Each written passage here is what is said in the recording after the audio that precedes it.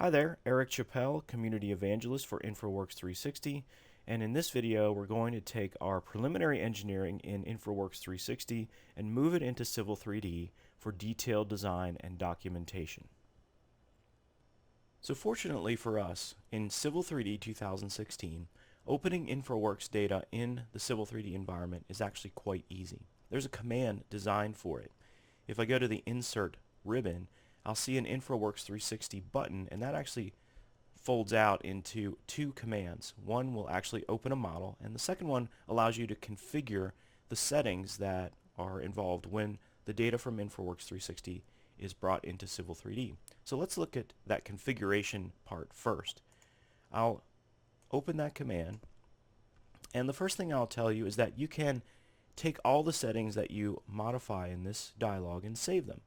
And I've done that, so I'm actually going to open the file that I created, and I've called that file roads and drainage. Now right off the bat you'll notice some changes here with these checkboxes when I open this file. Notice that I'm only bringing in design roads and drainage networks with this whole list of things that I can possibly bring in. Now on the right side is where I can configure specific things that happen as those objects are being brought in. So let's take a look at alignments first, and we'll notice that I'm bringing my alignments in with the style proposed and with this label set. You can also tell it which layer to put your alignments on. And then we've also got another section for alignments and profiles. So not only can I control the style of the alignments, I can also control the styles and layers of the profiles, both design and existing. So now we'll move down to pipe networks. So if I go to that dialog, you'll see that I can choose which pipe catalog I'm going to use, as well as some default pipes and structures. So that sets up all of our configurations for the objects that we're bringing in. So now we're ready to bring in the data. So I'll launch the Open InfraWorks 360 Model command, and that's going to bring up this dialog. First thing I need to do is select the SQLite file that represents my model, and this is called Apple Springs 2 in this case. So I'll click that and pick Open. Civil 3D is going to think about that file for a while. Notice that it picked up the coordinate system that it's in. Next, I get to choose the selection area, and most often you're going to want to use this area of interest choice. You don't want to bring in the whole InfraWorks 360 model.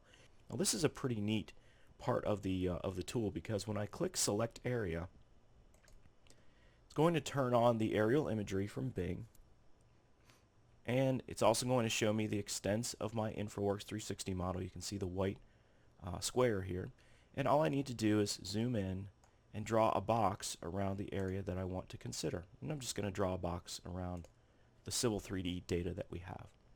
It'll think for a few more seconds, and now I don't have to bring in everything in the InfraWorks 360 model. And other parts of using this tool will go a little bit more quickly because it's kind of pared everything down to a subset of what's actually there. Remember that settings file that I showed you just a few minutes ago. It was called roads and drainage.xml. I need to remember to select that so that all of those settings are applied. And then on top of that, I can go, if I wish, into Refine Selection Set, and notice as I told it in the settings file, it's only picked design roads and drainage networks. I may want to go in and make specific selections about which design roads and which pipes I want to bring in. But for this example, this is all good. So I'm going to click OK. I'm going to click Open Model, and it's going to bring in 136 entities. So some roads in the form of alignments and profiles, as well as some pipe networks with structures, manholes, pipes, end walls, and the like. It doesn't take too long, just a few seconds, and all that data will come into Civil 3D.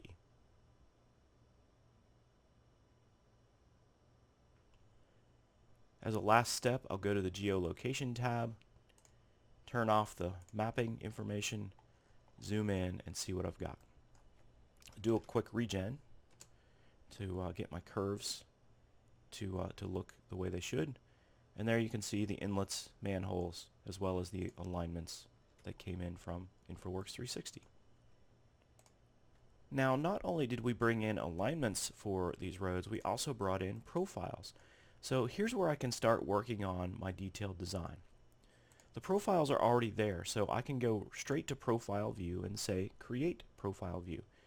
I want to choose alignment number 3 and choose my style, whatever I like to use for my company standards, and I can create my profile view.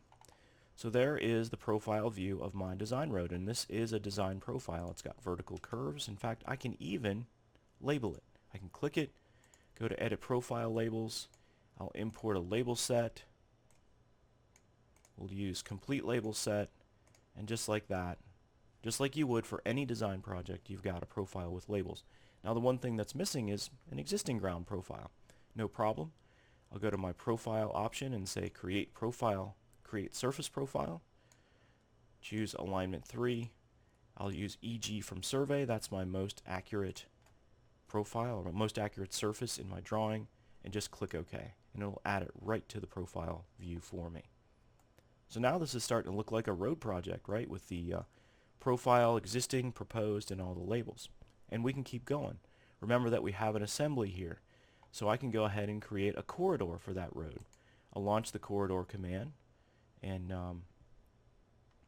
choose my alignment, my profile, and my assembly. Choose my target surface, and I'm on my way. And just like that, I've got my corridor. I can even do an intersection. I'll pull this back a bit, launch the intersection command, run through the paces of that, and I believe all of my defaults will be good, except that I want to add to my existing corridor, and I want to choose my daylight surface of EG from Survey. Create my intersection. Now I can pull these two together. The same types of things that you would do for a detailed design in Civil 3D. The only difference now is that instead of starting with nothing, I started with some pretty well thought out design from InfraWorks 360. And of course I could continue to work and do the other roads, the other intersections, until my corridor designs are all complete. So there you have it. I've taken my preliminary engineering from InfraWorks 360 into Civil 3D, and I'm ready to really dig into detailed design and documentation, which I'm guessing you already know how to do with Civil 3D. In our next video, we'll take our finished Civil 3D design and place it back in the InfraWorks 360 model for context, so that we can show our stakeholders what the finished project will look like. See you in the next video.